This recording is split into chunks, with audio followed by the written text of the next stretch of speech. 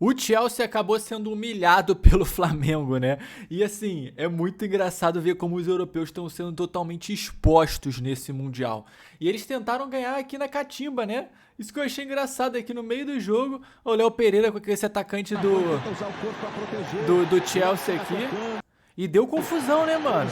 Deu confusão ali com aquele outro atacante que fez o gol, o Pedro, que comemorou assim, tava todo cheio de marrentão lá.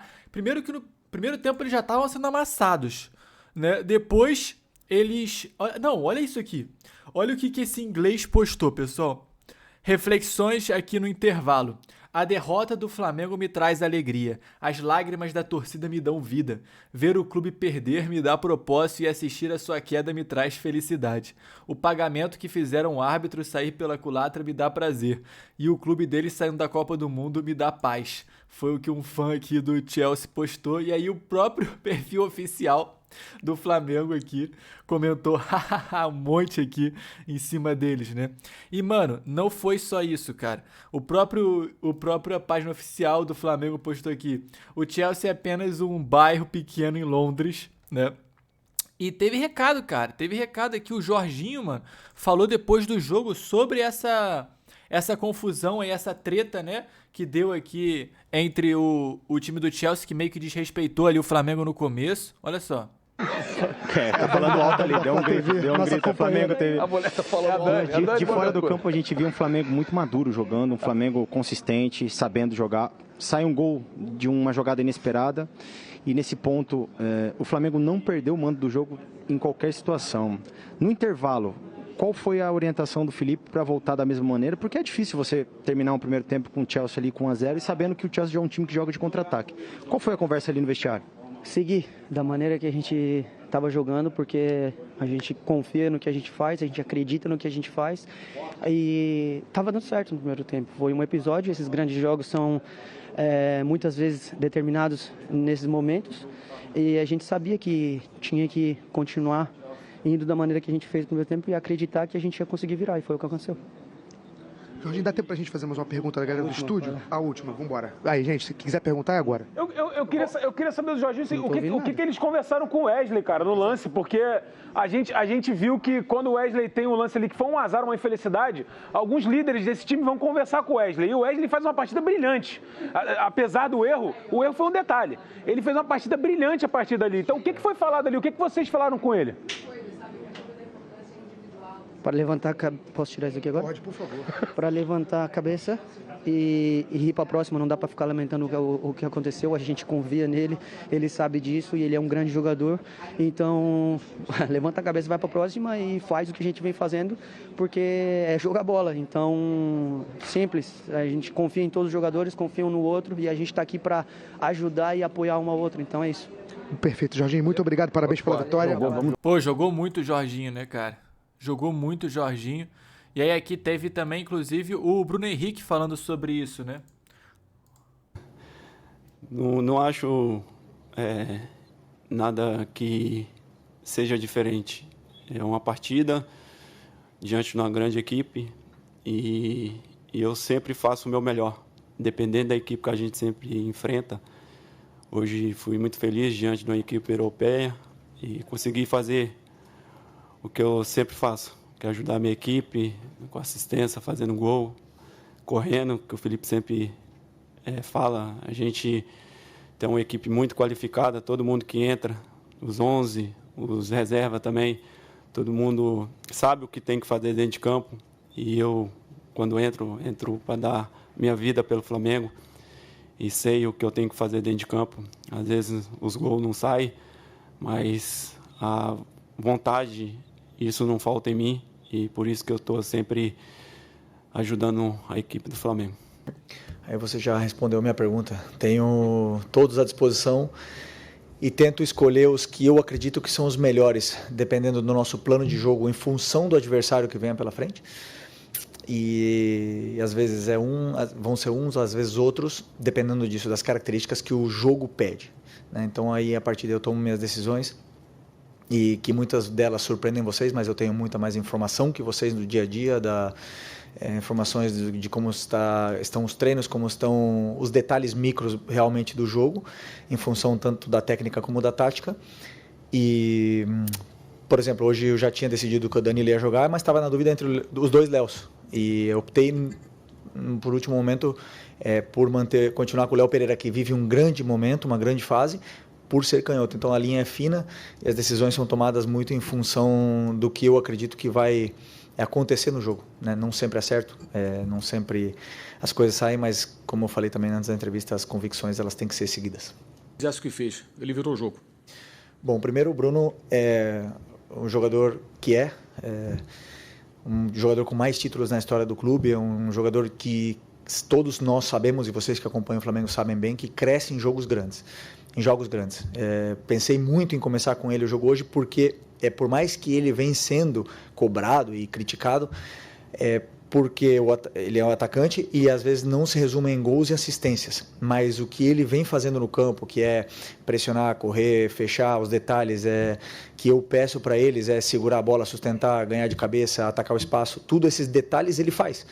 Muitas vezes outro companheiro joga melhor simplesmente pelo Bruno estar no campo. Então, para mim, ele sempre é importante, sempre foi, sempre vai ser e sempre será importante enquanto ele está aqui, porque ele é um jogador que tem absolutamente todas as valências que eu acredito num grande jogador, num jogador de elite.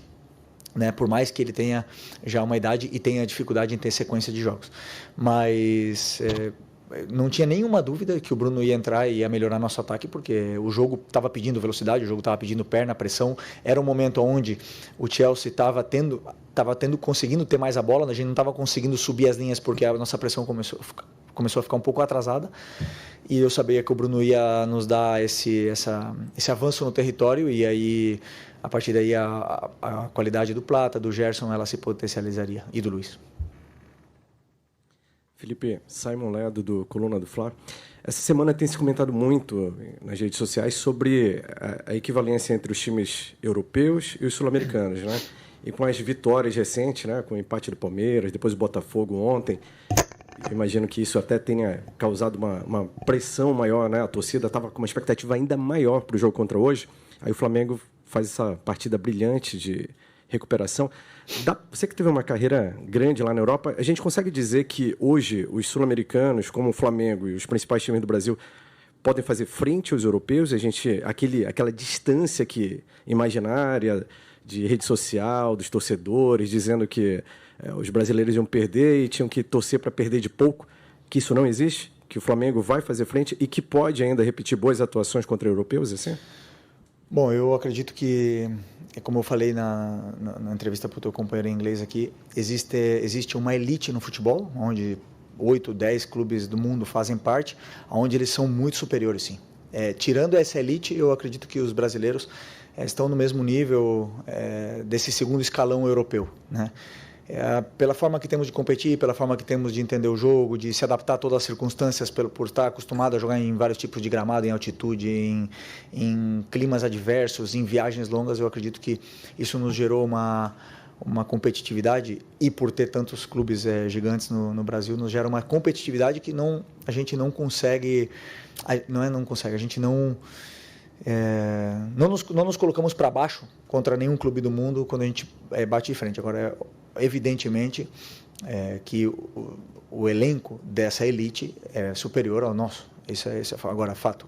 Agora, dentro do terreno de jogo, dentro do campo, qualquer um pode ganhar. E o maior exemplo, hoje a gente ganhou do Chelsea, mas o Central Córdoba ganhou da gente e quase perdemos para o Tátira, ou quase empatamos com o Tátira em casa. Não foi. O futebol é assim, nunca é fácil jogar, sempre existem competições, todo mundo entra para ganhar, e isso é o que faz esse jogo ser tão lindo. Você vê que o Felipe Luiz tá humilde aqui ainda, né? Pô, humildaço, né? Poderia ter usado um outro exemplo, mas ele que falou sobre o próprio time dele, né? Sobre o próprio Flamengo, que perdeu realmente aquela partida lá na Libertadores, que ninguém conseguiu entender nada. Então, assim, fantástico a entrevista aqui do Felipe Luiz. Ele é um baita técnico, pra falar a verdade, pô. Ele é o melhor técnico brasileiro que existe hoje em dia, não tem nem dúvida sobre isso mais. E o time do Flamengo não só jogou contra o Chelsea bem, como destruiu o Chelsea, né? Essa que é a questão, pô. Jogou muito melhor o primeiro tempo. O Chelsea tentou fazer uma gracinha lá e tal, conseguiu num erro do Flamengo fazer o gol, mas tirando isso, cara, o que o Chelsea fez, mano? muito fraco, né? Muito fraco. E a gente vê já o segundo exemplo do time brasileiro ganhando. O Botafogo ontem foi loucura. Mas assim, eu tô pensando, cara, até onde que os brasileiros vão no Mundial? Que o Real Madrid não tá essas coisas todas também, né? Partidinha safada que eles fizeram contra o Al Hilal. O Manchester City, já não é aquela mesma coisa há muito tempo. Um time completamente novo, reformulado. O Chelsea, que é um time bom, ficou na roda aqui. Borussia Dortmund foi humilhado pelo Fluminense. PSG perdeu pro Botafogo. Cara, eu fico pensando assim, meu Deus. Até onde que esse time... Eu tô começando a achar que o brasileiro vai ganhar esse campeonato, mano. Eu tô começando a achar, cara. É doideira, cara. É doideira, mano. Realmente, é muito... E as zoações aqui, né, online, né, pessoal aqui, ó, esse aqui, ó. Não, esses times brasileiros vieram pra jogar. Uou, a gente tem que respeitar um pouco o Campeonato Brasileiro. E aí um print aqui do Botafogo vencendo o PSG e o Flamengo de virada. É assim, você mostra que não é um 1-0 na cagada também aqui o Flamengo, né? O Botafogo também não, porque não foi aquele jogo que o PSG pressionou, quase fez gol em 500 mil tentativas. E aí o Botafogo na cagada conseguiu, num gol contra lá, conseguiu vencer o jogo. Não foi isso. Não foi isso. E esse jogo do Flamengo, cara, o Flamengo virou o jogo, né? Então, assim, teve que passar por essa adversidade ainda no meio da partida para ir buscar o resultado com qualidade, jogando bola, tocando passe. É assim, mano. Realmente, cara. É realmente uma doideira aqui isso, e cada vez mais o mundo vai começar a falar. E vamos ver até onde vai, né? Vamos ver até onde vai, cara. Agora, os brasileiros já estão nessa aqui, ó, de fazer segunda camisa do Chelsea. Aqui o Chelsea postou, né? O leão sempre é o rei. Aqui pegando um passarinho. E aí aqui a página do Flamengo postou, né? Quando o leão morre, o urubu vira rei, né? Caraca, cara. Essa página do Flamengo aqui em inglês tá mandando bem pra caramba na zoação, né? Mas enfim, pessoal, é isso aqui, cara. Essa daqui foi muito engraçada. Muito calor pro Cold Palmer, né? Que tava 29 graus. Cara, muito engraçado aqui as zoeiras. Mas enfim, pessoal, é isso aqui. Eu espero que vocês tenham curtido o vídeo. Se você curtiu, deixa aquele seu like aí. E é nóis, tamo junto, valeu e até o próximo.